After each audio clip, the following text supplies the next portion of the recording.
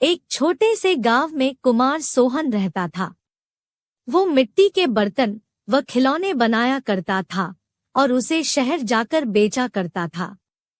कभी कभी उसके 2-4 खिलौने बिकते तो कभी वो भी नहीं, जैसे तैसे उसका गुजारा चल रहा था।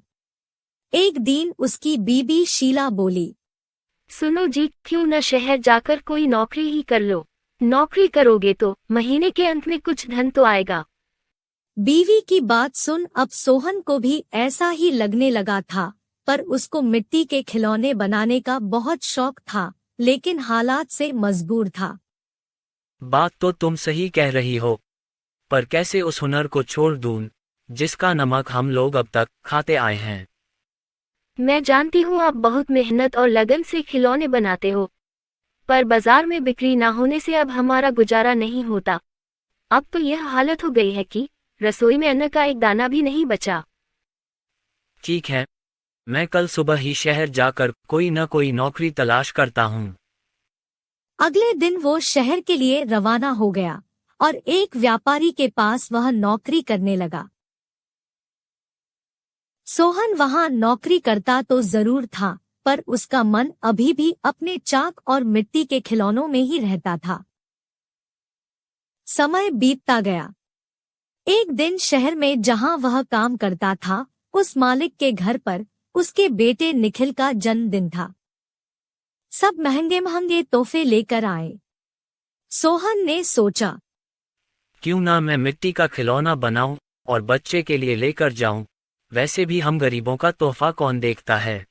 यह सोचकर वह मिट्टी का खिलौना बनाया और बनाकर जन्मदिन पर ले गया। जब दावत खत्म हुई तो निखिल की नजर उस मिट्टी के खिलौने पर पड़ी।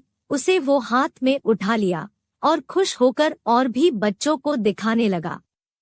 खिलौना सभी बच्चों को बहुत पसंद आया और जिद करने लगे कि उनको भी वैसा ही खिलौना चाहिए। यह सब देख सभी मेहमान एक दूसरे की तरफ देखने लगे और एक ही बात पूछने लगे, अरे वाह, इतना शानदार तोहफा कौन लाया है? इतना महंगा तोहफा ये किसने लाया होगा?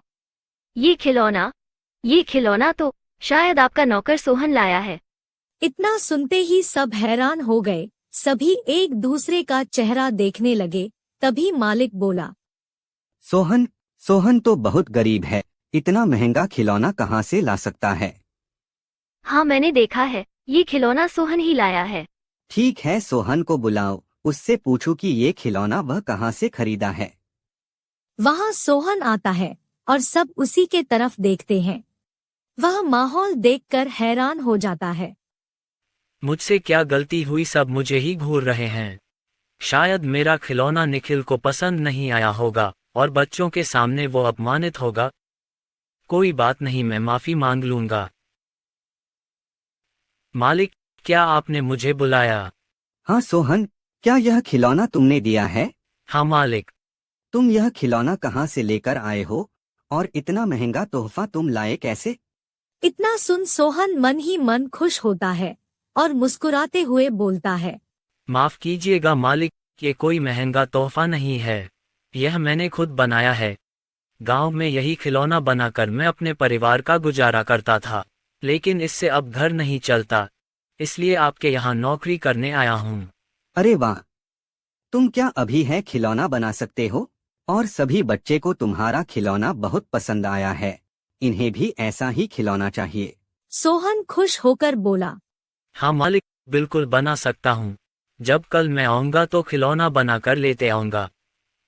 अगले दिन सोहन ने शानदार रंग बिरंगे खिलौने बना कर दिए। यह देख मालिक ने सोचा, क्यों ना मैं खिलौने का भी व्यापार करूं। वह अपने बीवी से बोला, सुनीता, सोहन खिलौना बहुत अच्छा बनाता है, उसे खिलौना बनवाकर शहर में उसका भी व्यापार कर लें। उसे सोहन को उसके मनपसंद का काम भी मिल जाएगा और उससे अच्छी तनख्वाह भी मिल जाएगी, साथ ही साथ एक मोटी रकम हम भी कमा लेंगे। ये तो अच्छा विचार है जी। यह सोच मालिक ने सोहन को खिलौना बनाने के काम पर लगा दिया और बदले में हर महीने अच्छी खासी तनख्वाह देने लगा और रहने को घर भी दिया। यह सब पाकर सोहन और उसका परिवार बहुत खुश हो गया और सोहन को उसके मनपसंद का काम भी मिल गया। दोनों हंसी खुशी रहने लगे।